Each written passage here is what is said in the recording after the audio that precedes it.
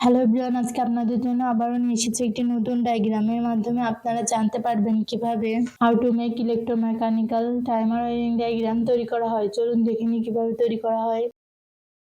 আরসিবিও contactor electromagnetic চালিত switch.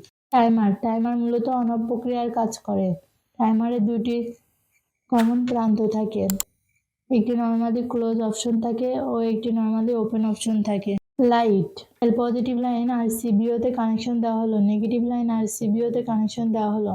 Negative line আরসিবিও থেকে টাইমারে connection দেওয়া হলো। পজিটিভ লাইন আরসিবিও থেকে টাইমারে কানেকশন দেওয়া হলো। পজিটিভ লাইন টাইমারে কানেকশন দেওয়া হলো।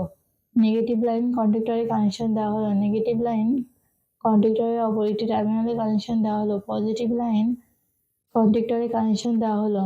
আউটপুট লাইন কন্ডাক্টর থেকে টাইমারে কানেকশন দেওয়া হলো।